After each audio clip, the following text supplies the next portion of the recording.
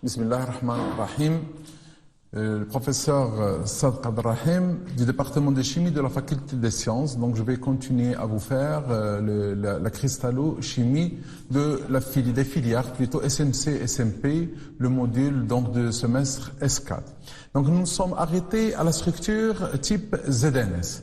Alors le ZNS c'est le sulfure de zinc. Il présente deux variétés allotropiques. Qu'est-ce que ça veut dire deux variétés allotropiques? Ça veut dire pour la même formule chimique ZNS, ce composé présente deux structures différentes. Donc la première, elle est cubique, donc qu'on appelle ZNS blend, donc qui est stable à basse température. Et la deuxième, elle est hexagonale, c'est le ZNS Wilsite qui est stable à haute température. Alors pour les deux variétés, le cation occupe la moitié des sites tétraédriques et la coordinance est de type 4-4 que nous allons développer dans la suite. Alors pour la structure ZNS blend, nous commençons par sa description. Les anions S2- forment un réseau cubique à face centrée, ça veut dire que le sous-réseau anionique est un cubique à face centrée. Les cations Zn de plus occupent la moitié des sites tétraédriques. Donc vous vous rappelez, mes chers étudiants, que lorsque j'ai développé les sites tétraédriques du cubique à face centrée, je vous ai dit que nous avons 4 plus 4. Et le nombre d'atomes par maille est égal à 4. Donc nous allons utiliser cette spécificité maintenant. Alors donc pour la représentation en perspective, donc en violet nous avons le sous-réseau anionique de S2-, et pour le Zn de plus, il peut occuper soit les sites tétraédriques qui sont en orange ici, ou bien ceux qui sont en vert. C'est-à-dire les deux moitiés, les 4 et plus 4 dont j'ai parlé la dernière fois. Donc soit on occupe l'une ou bien l'autre. Alors donc nous avons choisi l'une des deux, donc par exemple celle-là, soit la représentation suivante. Là c'est la représentation en perspective, et pour la projection sur le plan X ou Y, nous allons représenter les S2- par des verts. Donc ceux qui se trouvent sur les sommets et les centres des faces du haut et du bas, donc qui sont représentés ici avec une cote égale à 0. Donc j'attire votre attention toujours sur le fait que on met simplement le 0, ou bien on peut ajouter le 1, ça veut dire que nous avons deux cotes différentes. Ensuite, ceux qui se trouvent sur les milieux des faces, qui ont pour cote 1,5, et ceux qui se trouvent sur les sites tétraédriques qui ont pour cote 1/4, et enfin, ceux qui se trouvent sur les sites tétraédriques qui ont pour 3/4. Donc ça, c'est la projection de la maille blend sur le plan 0, 0, 1. Alors, pour les coordonnées réduites, comme auparavant, le S2- est au sommet. Donc tous les sommets sont représentés par ces coordonnées 0, 0. Et le S2- se trouve aussi au centre des faces, ça veut dire les coordonnées 1,5, 1,5, 0, 1,5, 0, 1,5 et 0, 1,5, 1,5. Comme on l'a dit, le Zn de plus occupe la moitié des sites tétraédriques. Ça veut dire que il aura le 3/4, 1/4, 1/4, le 1/4, 3/4, 1/4, le 1/4, 1/4, 3/4 et le 3/4, 3/4, 3/4. Alors maintenant, nous allons dénombrer, c'est-à-dire le nombre de motifs par maille. Les S2- qui se trouvent sur les sommets, donc il y en a 8. Donc il y aura 8 fois 1/8. Plus 6 faces avec plus 1,5 qui est égal, donc nous aurons 4 S2- par maille. Et pour les Zn de plus, puisqu'ils se trouvent à l'intérieur de la maille, donc automatiquement nous aurons 4 fois 1, donc nous aurons 4 Zn de plus par maille. Donc on dénombre, donc en faisant la somme, donc nous avons 4 groupements ZNS par maille.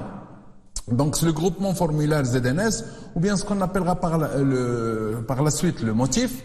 Alors, dans ce cas, le motif, c'est une association d'un Zn de plus et un S2-, et la totalité, puisque le sous-réseau cationique est cubique à face centrée, et le sous-réseau anionique est cubique à face centrée, donc l'ensemble est un cubique à face centrée.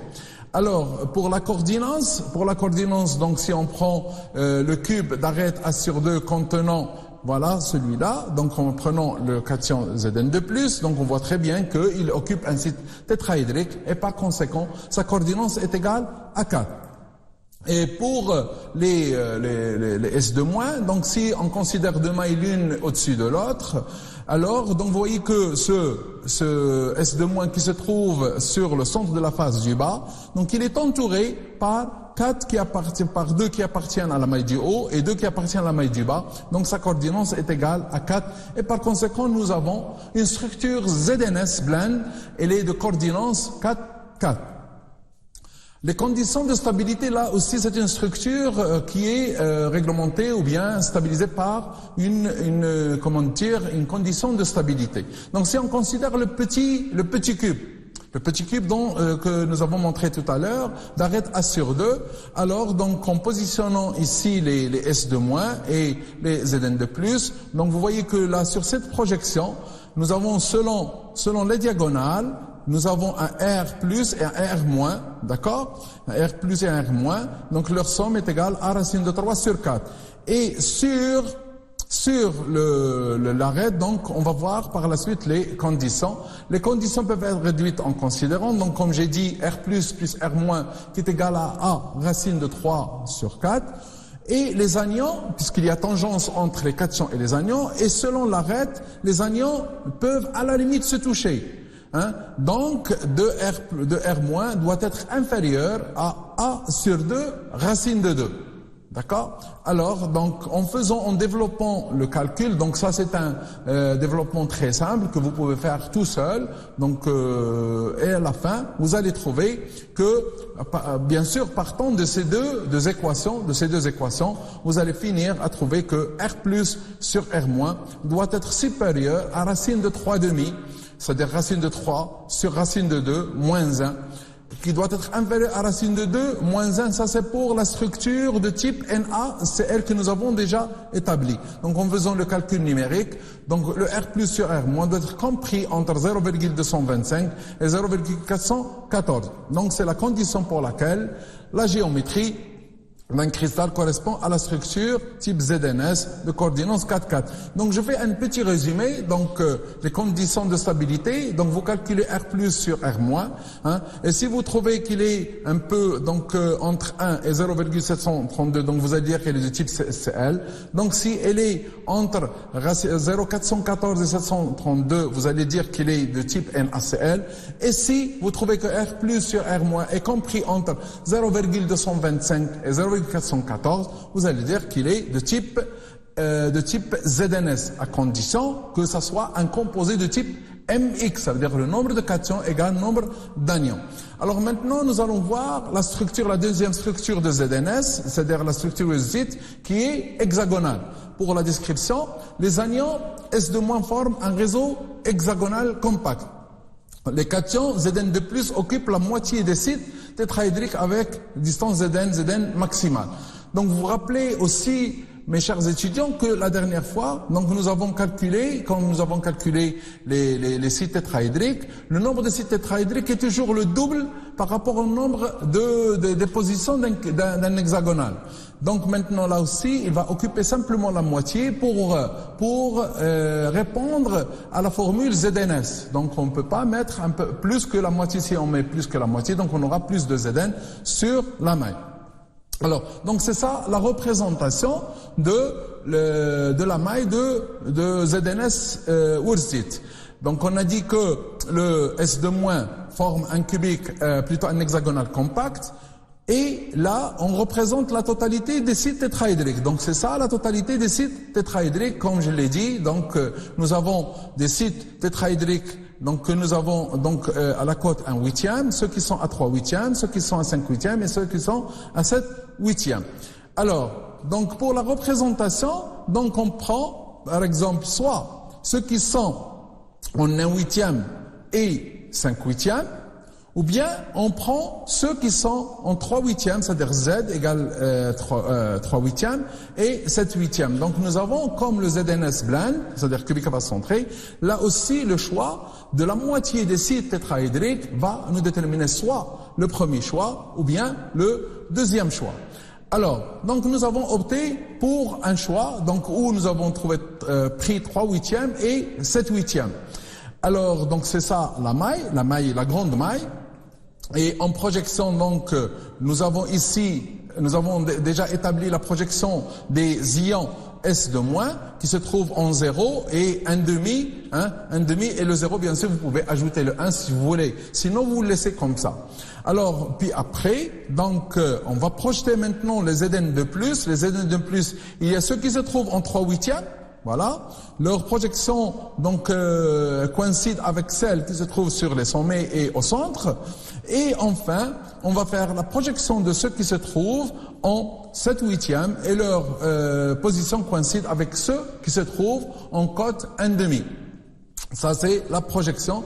Alors, donc maintenant, ça c'est la grande maille et la maille. La maille, je vais retirer un tout petit peu, représenter la maille.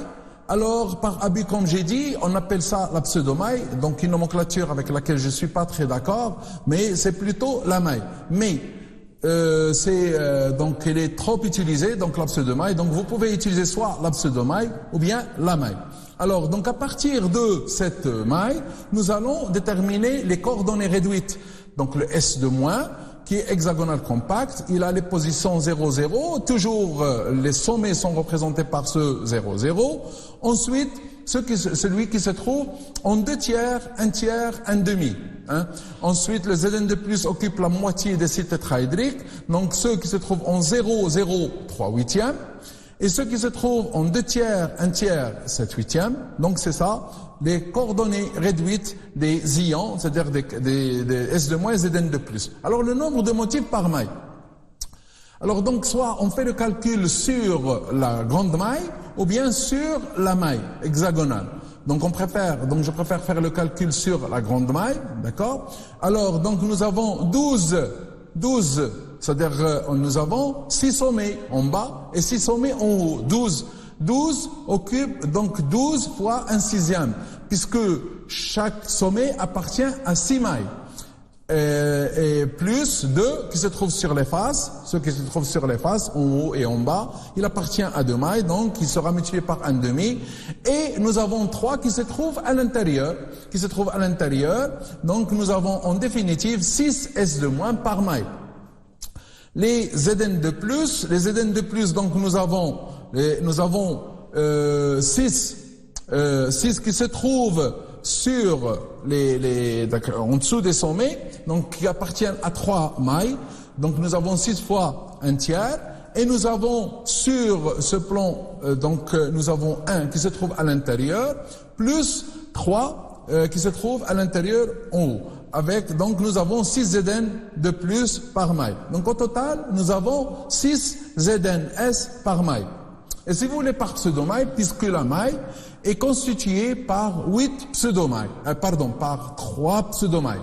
Donc le nombre de Zn de plus par pseudomaille est égal à 2. Donc 6 divisé par 2. Donc par pseudomaille, nous avons 2. Le groupement formulaire ZnS, ou ce qu'on appellera aussi le motif, nous avons 2 motifs par maille et nous avons 6 motifs nous avons 2 motifs par pseudomaille et nous avons 6 motifs par maille. Alors, donc, condition, la coordinance. À quoi est égale la coordinance pour, par définition de coordinance, 4, 4, 4. D'accord? Donc, là, il y a une petite erreur. Donc, le 6, 6, plutôt, la coordinance est 4, 4. Le site est de coordinance 4, 4. D'accord? Puisqu'il se trouve dans des sites tétraédriques. Donc, vous faites pas attention à ce 6, 6, c'est plutôt 4, 4. Maintenant, je passe à la structure des composés ioniques de type MX2. Donc j'ai terminé avec les composés donc stoichiométriquement égaux, MX, M, nombre de cations égale nombre d'anions. Maintenant nous allons voir quand MX2, c'est-à-dire nombre d'anions, est supérieur, ou plutôt le double de nombre de cations. Nous commençons par le CAF2, donc ça c'est un composé qu'on appelle la fluorine, et la structure elle est liée à ce composé, donc on appellera structure type fluorine. Alors la description première, donc il y a 2 descriptions. La première, c'est l'anion à l'origine. Donc si on prend l'anion à l'origine, ça veut dire le F-. Alors les anions F- sont placés au sommet, au centre des faces, au milieu des arêtes et au centre du cube. Hein? Alors, et les cations Ca de plus occupent les centres des 4 cubes de cotes A sur 2 diagonaux et alternés. D'accord? Donc je vais montrer ça sur une figure. Donc je remontrerai après.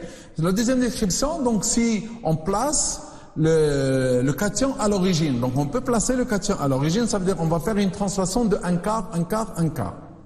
De A, B et C bien sûr. Les cations CA2+, forment un cubique à face centrée et les anions F- occupent tous les sites tétraédriques. Nous allons montrer ça sur des figures, donc la présentation. Donc la première présentation, si on prend F- à l'origine. Donc on a dit que si on prend F- à l'origine, le F- donc occupe tous les positions d'un cubique à face centrée et aussi toutes les positions des sites octaédriques. De telle manière que le sous-réseau anionique maintenant, vous allez voir qu'il forme un petit cube d'arête A sur 2. Hein? Mais nous sommes en train d'étudier la structure du composé en totalité. Alors, elle est Ca2+, il va occuper simplement la moitié des sites tétraédriques. Donc ça, c'est que lorsqu'on prend le F- à l'origine. Par contre, si on prend le Ca2+ à l'origine, alors le Ca2+, il sera cubique à face centrée, et le F-, il va occuper la totalité des sites tétraédriques du sous-réseau cationique.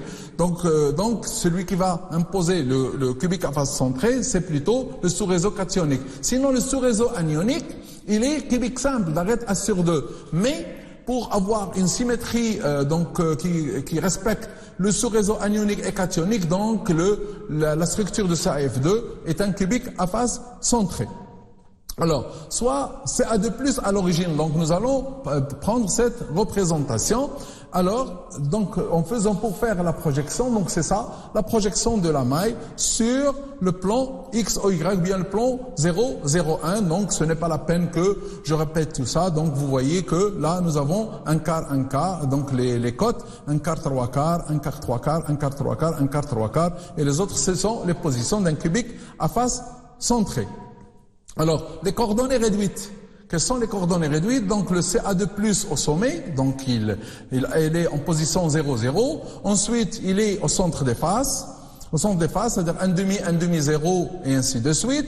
Et pour le F2-, la totalité des sites octaédriques. Donc, à gauche, j'ai représenté ici la moitié des sites tétraédriques et à droite, l'autre moitié des sites octaédriques. Et cette fois-ci, le F- occupe la totalité des sites octaédriques. Donc, on voit ici les F- qui se trouvent sur les sites tétraédriques. Alors maintenant, le nombre de motifs par maille. On va calculer le nombre de Ca2+, donc c'est très simple pour le cubique à face centrée, donc nous aurons 8 fois 1/8, plus 6 fois 1/2, ce qui se trouve sur les faces. Donc nous avons 4 Ca2+ par maille, et pour les F-, nous avons tous les sites tétraédriques qui sont occupés, ça veut dire que nous avons 8 F- à l'intérieur, donc 8 fois 1/8, qui est égal, donc nous aurons 8 F- par maille. Donc, si on écrit la formule générale, donc nous aurons Ca4F8, 4 Ca et 8 F. Donc, en définitive, donc on peut dire que nous avons 4 CaF2. Donc, le motif ici, qui correspond au groupement formel CaF2, c'est l'association d'un Ca de plus et de F- qui lui sont associés. D'accord? Et c'est ça le motif qui va se répéter selon un cubique à face centrée. Alors pour la coordinance, les anions F- occupent des sites tétraédriques. Donc c'est normal que leur coordinance est égale à 4. Alors voyons voir maintenant pour quelle est la coordinance de F-. Donc si on fait sortir, donc on représente une maille au-dessus et une maille, donc une autre maille, une maille en dessous. Donc on regarde ici les F-, les F-, voilà, les F- de cote un quart et ceux qui ont moins un quart. Donc ils vont former un cube, les sommets des cubes, et le Ca2+, il va se trouver à l'intérieur, donc sa coordinance égale à 8. Donc on va dire que ce composé est de coordinance 8, 4.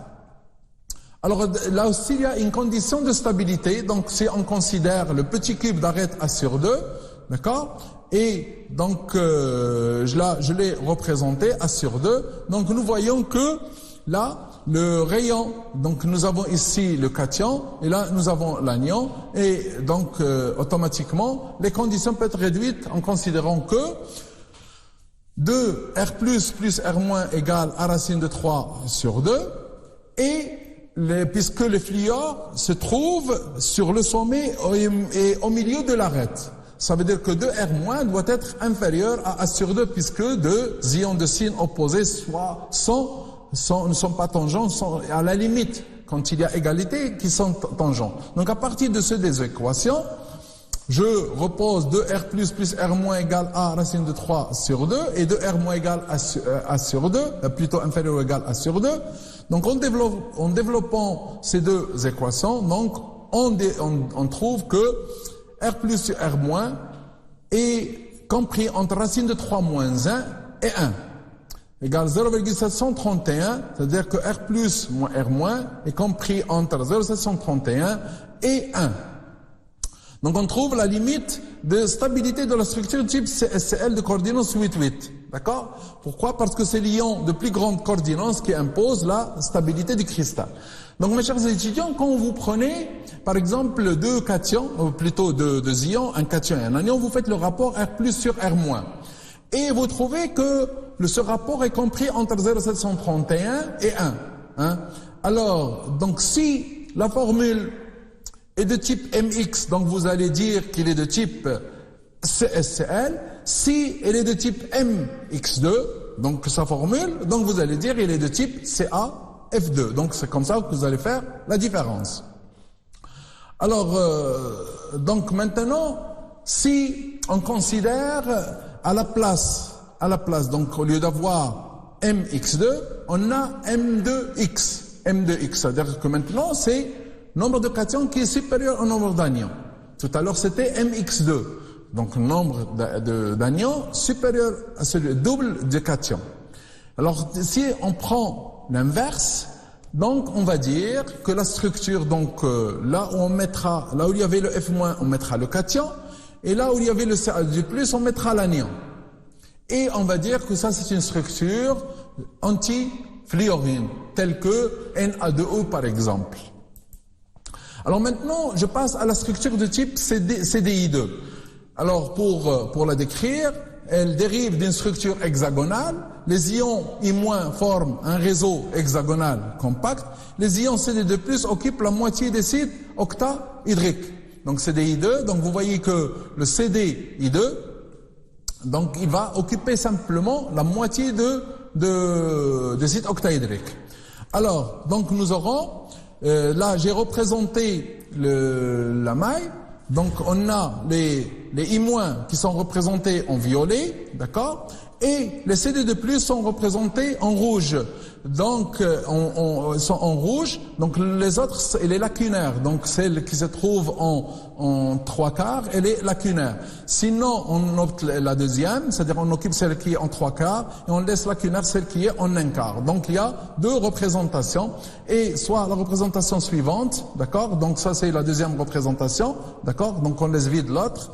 Et donc la projection de la maille, donc ceux qui se trouvent en 3/4 est rempli, on n'a pas mis ceux qui se trouvent en 1/4, d'accord? Sinon, si on opte pour la deuxième, donc il faut mettre ici en 1/4. L'absous de maille, donc c'est ça, donc on a ici toujours le plan lacunaire qui contient pas le CD2+, et là il contient le CD2+, et bien sûr la structure hexagonale de I- ne change pas. Alors pour les coordonnées réduites, le I- se trouve en 0,0, 2 tiers, 1 tiers, 1 demi, et le CD2+ occupe simplement la moitié des sites octahydriques, à savoir 1 tiers, 2 tiers, 3/4, et le nombre de motifs, nous avons, donc on considère la grande maille, pour le 2I- au sommet, il compte pour 1/6, donc nous aurons 12 fois 1/6, plus 2 fois 1 demi, c'est-à-dire le centre des faces, plus 3 qui se trouve à l'intérieur, donc 6I-, et le CD2+ à l'intérieur de la maille, donc on a 3 CD2+, donc au total, nous aurons CD3I2, donc nous avons 3 CDI2, pas de molécules, donc je m'excuse ici, c'est pas une molécule de maille, d'accord, c'est plutôt simplement un groupement formulaire, CDI2. Alors, donc la coordinance, donc le CD, donc le CD de plus, donc il se trouve ici, donc il a une coordinance 6, donc il est entouré par 6. Par contre, l'autre, il a simplement une coordinance 3 et on parlera de coordinance 6, 3.